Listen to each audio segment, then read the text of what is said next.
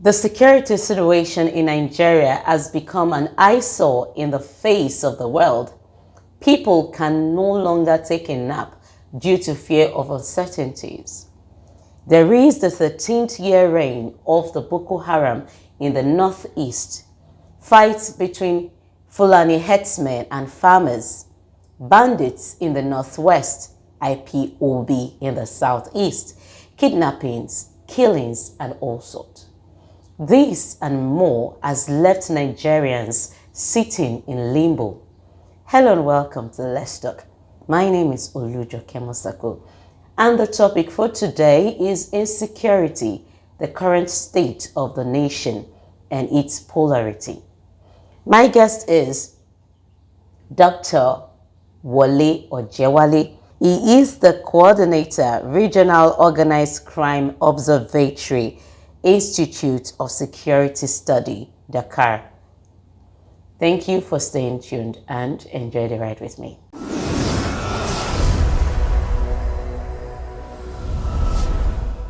Thank you so much, Dr. Ojewale. It's wonderful having you here. Thank you so much for bringing me on board. Okay, the topic in focus is insecurity, the current state of the nation and its polarity, which of course we are talking about Nigeria. We all know that Nigeria, as it's often said, is the giant of Africa. But going by what has been happening, we do not know if it is still the giant of Africa. And also we know that insecurity is actually the core, which we all know that is security is actually germane to the economy of any nation. In this vein, what would be your take on this? The basic responsibility of government in any setting is the security of lives and the protection of properties and the welfare of the citizens. And like you have said in your introduction, if the security goes wrong, if there is instability, if the people cannot live safely in any community, the first port of call will be the economy of that community. That is going to bear the impact, that is going to also affect the quality of life that people will be living in such community, and is going to affect their livelihood. And it's not only that, it's also going to affect foreign direct investment. There's no any investor that is going to take his or her money to a context that is unstable. And I think that is where we find ourselves in Nigeria now. I think the insecurity has gone the 360-degree orbit in the sense that across the 6 geopolitical zones in Nigeria, presently the military is carrying out security or internal security operations in not less than 28 states. What that tells you, like I've said, is that insecurity has now gone the 360 orbit and is fully blown in the country now. There is no any state that has been spared of issues of kidnapping. There's no state that has been spared of issues of banditry as we speak now. And then the north-central part of the country is battling with issues of farmer-elder clashes. The northwest is battling with the issues of banditry, which I believe is terrorism in the real sense of it anyway, based on my own research and a few other empirical evidences that are available there. And perennially, the Northeast has been challenged with issues of Boko Haram. When you go to the Southeast, there is separatist agitation going on. When you go to the South-South, kidnapping and militancy has been the order of the day. And when you go to the Southwest, there is also a burgeoning separatist agitation that is being led by some element within the Southwest. And kidnapping is also on a full scale. So I think Nigeria is in a state of war with itself, and that is what we are facing in the country. And no any other sector has been spared, including the economy. Okay, so Nigeria now listed as the 3rd most terrorized countries in the world by the Global Terrorism Index released on November 27, 2020. How did we make it to this list? I think the indicators are clearly abundant. If you have a state where 28 out of the 36 are going through one form of internal insecurity, and then it has even overwhelmed maybe the law enforcement institutions to the extent that the military had to come to their aid now. And then when you look at issues of kidnapping, there is no sector that has been spared, including education, where in the northern part of the country, as we have seen in Dapchi and Chibok, school abduction is now the order of the day. So it's a form of terror that is affecting the people. And then the Boko Haram insurgency, it appears it's waxing stronger on a daily basis, irrespective of the investment that has gone into the security operations. So we didn't just find ourselves on the number 3 on that scale. I think it's a reflection of the amalgamation of the issues that have itemized in terms of the insecurity profile in the country that has brought us to the point that we are now considered to be compared with Syria, with Somalia, and then with Yemen on the list, Afghanistan, and some of these highly unstable and volatile countries. But that is where we find ourselves. And I can tell you authoritatively that in the country now, it has become increasingly difficult for even the elite to travel on the road. People are now looking for a whole set of indicators have been put in place that measure to put Nigeria on that number 3. Now, do you by any chance see the way out of all the problems that is facing Nigeria as a nation, knowing fully well that our government said they are doing their best to actually make Nigeria a safe place again? Well, it remains to be seen whether the government has done enough or the government is doing enough. But I think by and large, what we are seeing from across the length and breadth of the country in terms of the popular clamor by the people is that the people are largely dissatisfied with the way national and subnational governments have handled the issues of insecurity in the land now. So we can't really say that the government has done well, judging by popular opinion in the public out there. The jury is out to pass a judgment on the government. And if you look at the general clamor in the country, I think there is a general consensus that the government is not doing enough. And that is the reason why for the past 2 or 3 years, you've seen Nigeria clamoring for rejigging of the security architecture, which I think earlier in this year, the government made an attempt to do that by changing the service chiefs. But the truth of the matter is that irrespective of the partisan position of politicians in the country, insecurity is not something that you can wave aside on a single day. You must make deliberate efforts to invest in the basic law enforcement institution that acts a premier responsibility, constitutional responsibility. And in this regard, I'm talking about the Nigerian police. We must make decisive investments in reforming the police, in repositioning the police, to be able to handle and manage issues of internal security effectively in the country.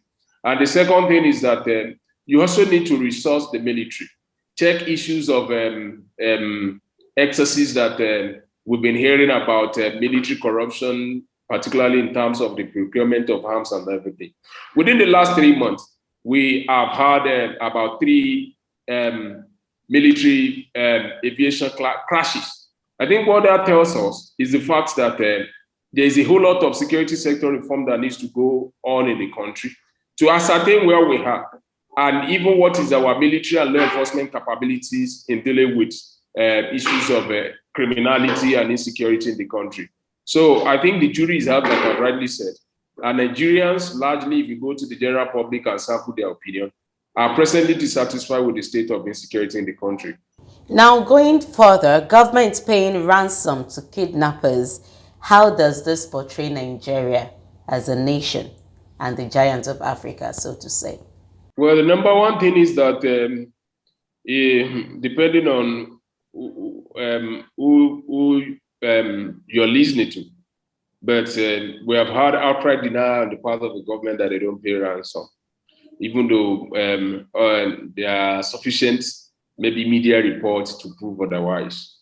But I think it portrays the country as a fragile country.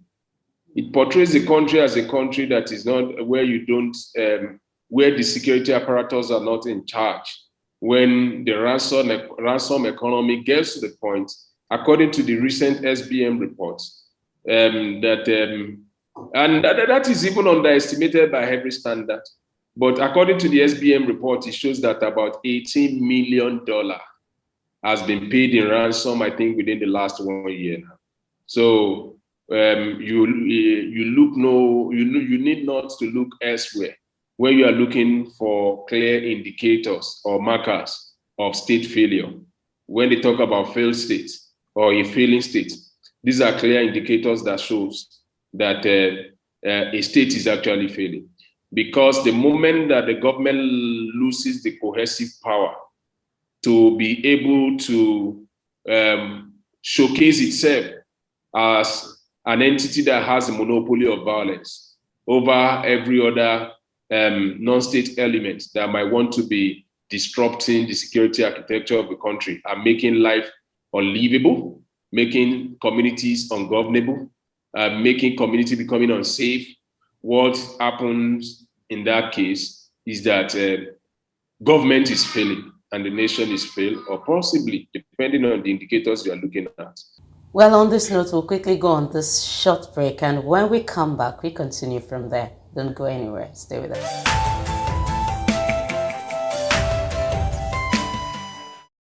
Hello everyone, my name is Janet Bablo, and I'm here to talk to you about a show called Let's Talk. Let's Talk is a show on DNT Work, DNTWOK on YouTube. I would like for you to, watch the show. I've been on the show. The show is educative, it's informative, it's amazing, and it's hosted by the one and only Olujoke Osako. So don't forget to hit the like button, make sure you share, and make sure you subscribe.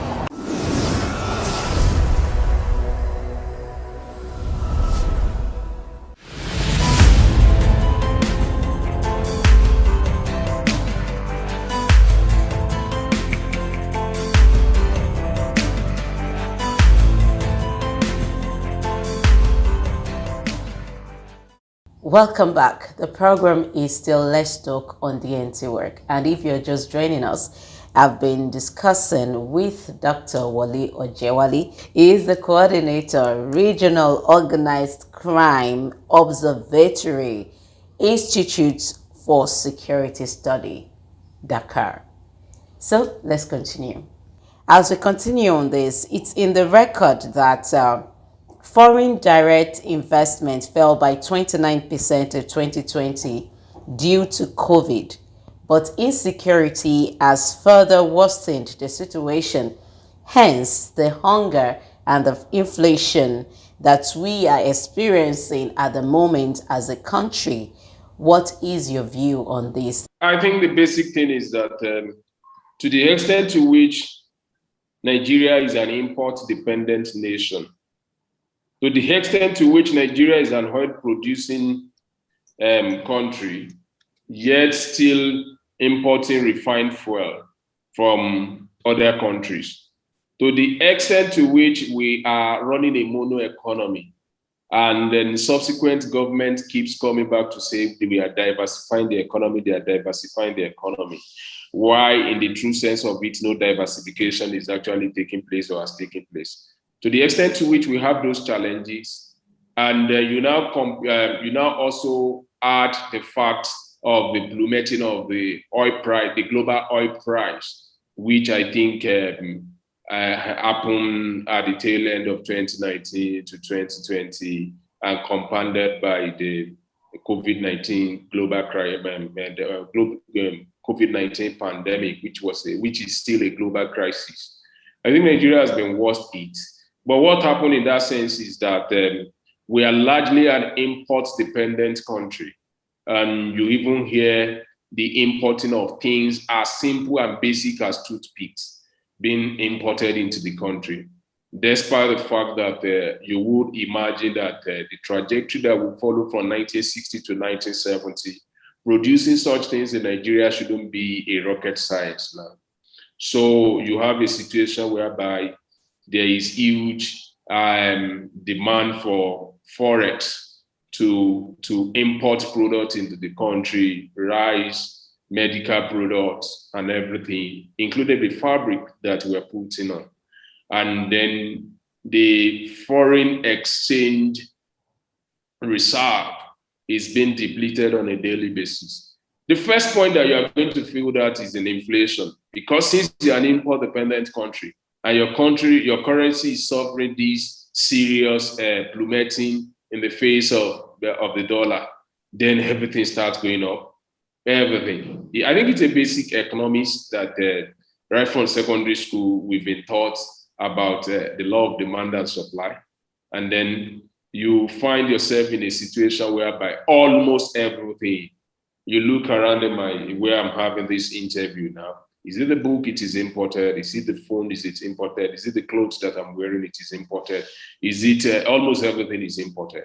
So you find yourself in a situation whereby all sorts of things are competing for the very meager foreign exchange that you have in your reserve, in the real sense of it. And then we find ourselves in this situation that inflation is rising on a daily basis. I think as at the last check is hovering around 20 or maybe a little bit above 20. And then the first set of people that feel the impact are the poor people in the real sense of it. And then until we make a decisive effort to actually diversify the national earnings, particularly moving the conversation in the direction of the new economy, which is dominated by artificial intelligence, communication technology, tourism, the new economy that people are talking about and other nations are moving in. As other nations are moving from fossil fuel to renewable energy, I think we have not seen enough of what is actually impending or what is about to be unleashed on the country, unless we make decisive efforts to steer the course of the nation in proper direction. So I think we are here largely because of the fact that we are running a mono economy that is largely undeveloped in the sense that it is not complying with 21st century standardized operation of economy, in the sense that innovation is driving a lot of things now. And Nigeria is behaving like a country through the leaders, as though maybe 100 or 50 years from now, we'll still be talking about the things that we're talking about now. It is also shocking to know that in the midst of all this drama, in the midst of security, insecurity, in the midst of hunger, in the midst of pain, a state government feels the best way to actually save its own state is by letting off workers, almost 4,000, if not 4,000 and more. Who does that? Please help me understand. Are you talking about Kaduna State? Yes. I think it's in the region of maybe 20,000, if my figure is right. What they say, I don't know. Well, I think this is a very, and I'm going to be very, very frank with the decision of El-Rufai. And I think personally, I've refrained myself from commenting on this because wherever you sit on the fence, you are going to receive some bashes. But irrespective of who comes for my opinion or to criticize my opinion, I think I will vent this out. The truth of the matter is that we must start on the note of the fact that civil service in Nigeria generally, federal state, has been a redundant entity in most states, where people are just being recruited to collect their salary.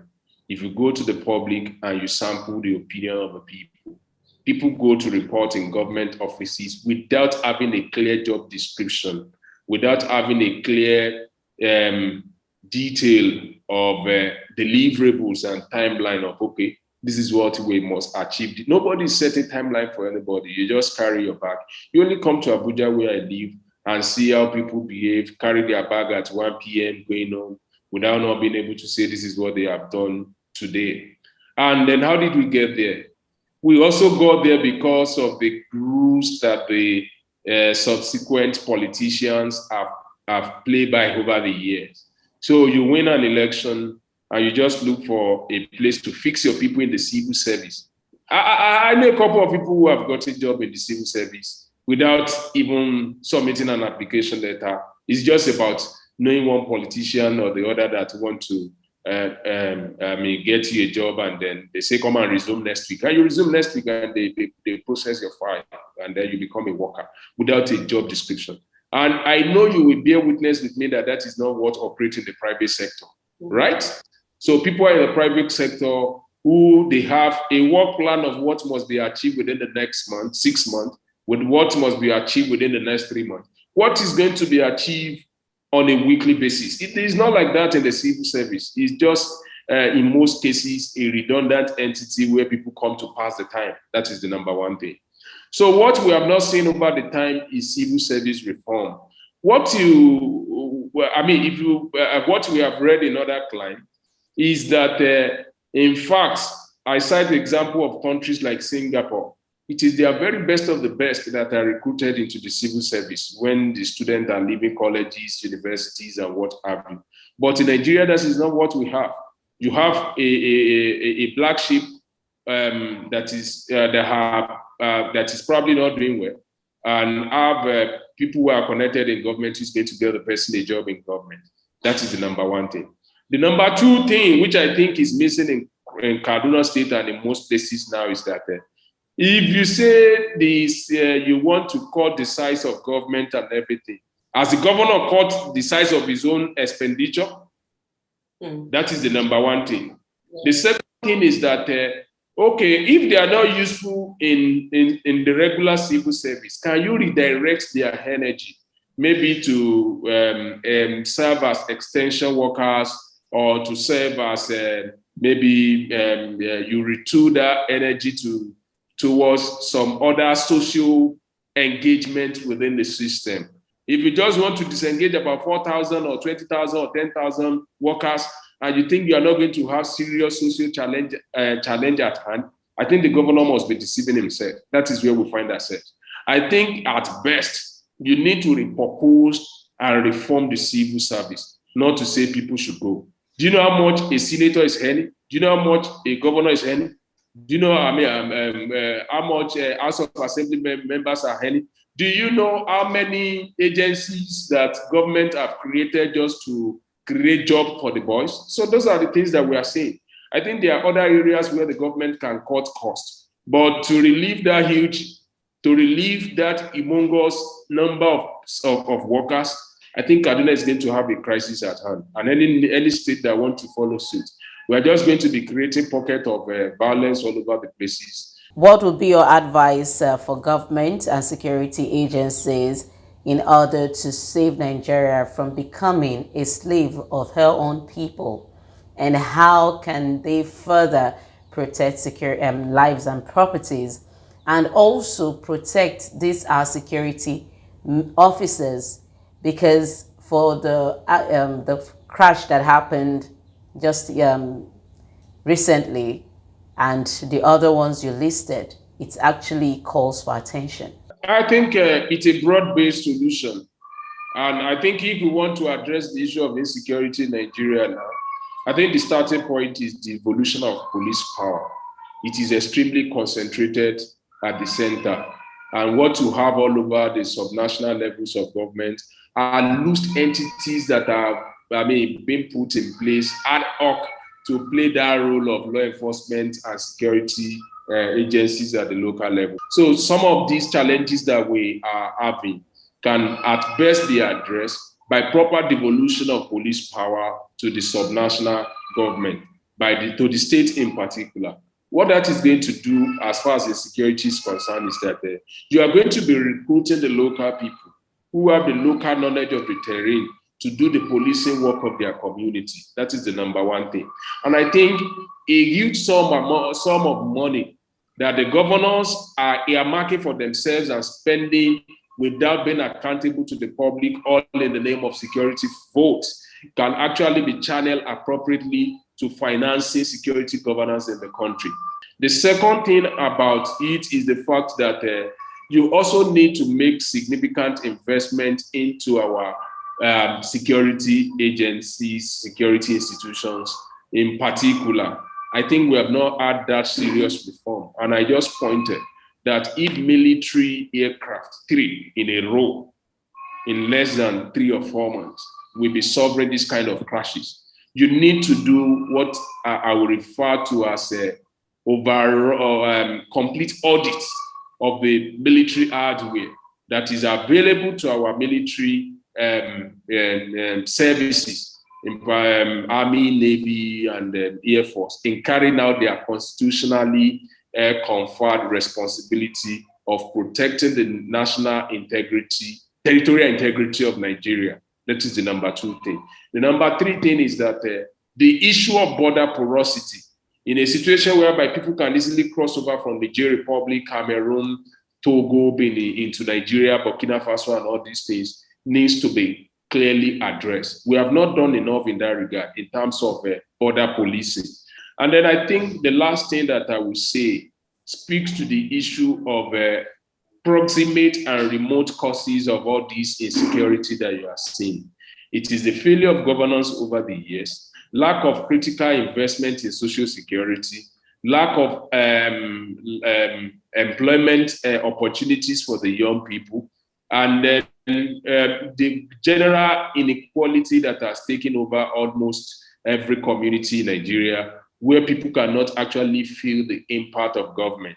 So when you have these social challenges at hand, you have socioeconomic challenges at hand, rather, you are bound to have these social upheavals that we are facing on a daily basis. So we need to address the socioeconomic roots of the matter.